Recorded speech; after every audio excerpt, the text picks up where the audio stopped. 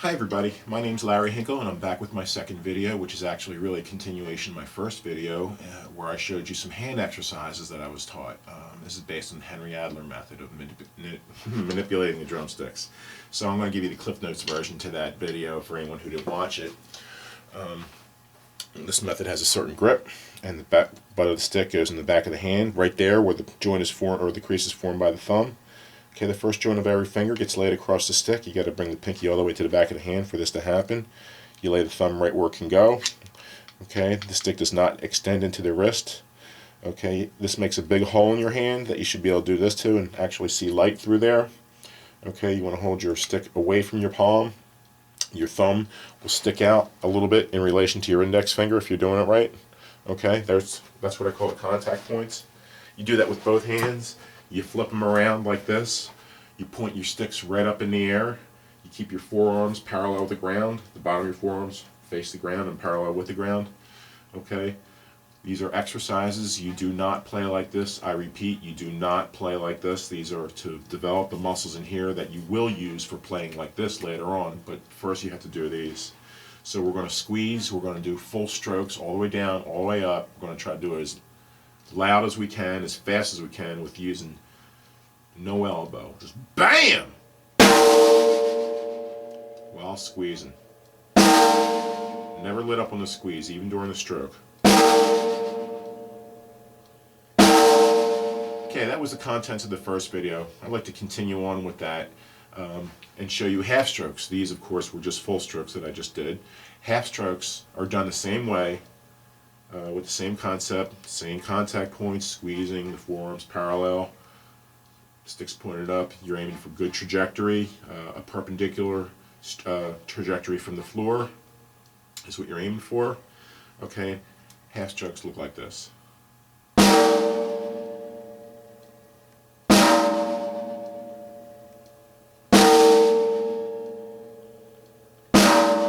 We are squeezing here. This is a muscle development. Keep in mind that when you squeeze, your contact points will tend to drift. Always readjust that stick back to the contact point. Put it back where it belongs. There's a trick to doing the half strokes. What you do is you pretend that there's an imaginary string strung between the two sticks, so that if I pull a stick, it would pull the other one, right? We take that imaginary string down to the drum head and staple to the drum head loosely, so that if I'm in this position and I pull up on my right hand, it would pull down on my left, wouldn't it? It's a beautiful motion, and it's designed to give you very even single stroke rolls. So we do the half strokes, squeezing under tension with the imaginary string concept. Squeeze. Squeeze.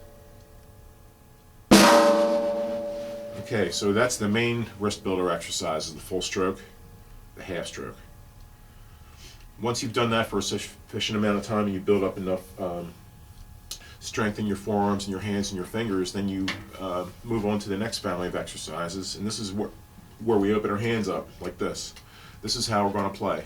These first exercises, when you're pulling your fingers tight in your palm and stretching them out like that, it develops these muscles, and these are the muscles that actually do this. So that's why we did those first family of exercises, so we can go here, because this is how we're going to play. So this is the motion you do. You just keep your wrist turned over. The stick is on the first joint closest to the fingernail. Okay, we're looking for velocity here. We want to get as fast as we can and try to whip the air. You want to try to, at the end of the stroke, you want to wham the butt of the stick into your palm, so there is tension at the end of it. And this doesn't really hurt or anything. It just mainly gets you used to the motion that you're actually going to be using. You want your fingers to stay in the stick. And there's good reasons to keep your fingers, your stick at the end of your fingers, because it's really the weakest part of your hand to squeeze with your very fingertips. But if you develop that as a drummer, you just have the best touch ever. And the other reason to keep the stick near the fingertips is because of the concentration of nerve endings in your fingertips. You really feel your stick well, and it transmits information from the drum and everything. It's just the way to go. So that's the motion, and we're going to take this motion and we're going to do full strokes and half strokes with this motion. Very relaxed this time, no tension. We're looking for bounce, okay? So the concept is the same. You keep the forearms flipped over, your wrists flipped over, so your wrists operate like a hinge, okay? We're going to open our hand up. The contact points are the first joint and the thumb. The butt of the stick is on the pad of the pinky instead of the back of the palm this time because our hands are open. And my hands are open so much, it's almost as if I'm shaking someone's hand. And the stick, we want to try to go for a 180-degree travel with this stick too. So we're going to do full strokes with this, keeping very relaxed. I'm going to just throw the stick down and let the rebound of the stick open my hand back up to return the stick to its original starting point. Very relaxed, no tension. You want to keep your fingers off the stick, don't let them fly off the stick. Do full strokes like that. I'm doing them real slow. You progress faster through all these exercises. You start slow, and once you master that, you build up speed on each exercise. So now we're going to do half strokes open-handed with the imaginary string concept. Kept in mind.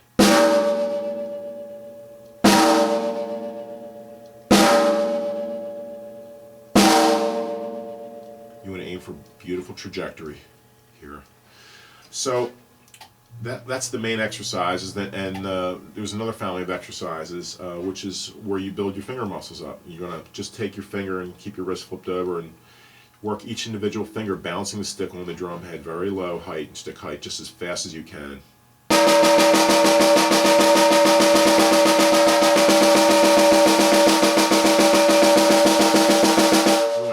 As relaxed as you can on your wrist and your hands, and the faster you bounce this thing, the more tension you'll feel up here. Don't confuse that with bad tension. That's good tension. You're pumping your muscles up here, and what you're trying to do for this is develop hydraulic capacity. You want these muscles to get bigger so they can accept more blood, so they can move your stick at the rate that you want it to move at. That's why you do these. So don't stop if you feel tension up here. If you feel tension here, that's a different story. Then stop and relax, do whatever you need to do to keep the wrist and the hands loose. But any pain up here is it's progress pain, okay? So you go through each individual finger on each hand, bouncing the stick just as fast as you can get it, and you want to bounce like for 5 minutes on each finger, and then go for the whole hand bouncing the stick, okay? And work those muscles up. After you do all these families of exercise, you'll have many tools to play the drums. If you really need a really loud stroke, you just use your wrist closed, hand it.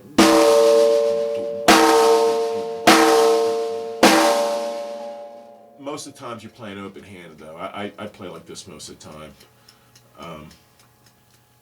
Like that. If you really need more volume, you can go to your arm, but I haven't needed that much volume ever. I'm not a metal player. I'm sure metal players probably would want to use their arm, but for any other genre besides metal, this is all the volume you need is right in your hands right here. So that's my videos. These exercises work wonders for me. I hope some people out there maybe get something from this. I paid good money for these exercises, and I'm giving it to you all out there for free, so I hope you make good use of it. Thanks for watching my video, and I'll catch you next time.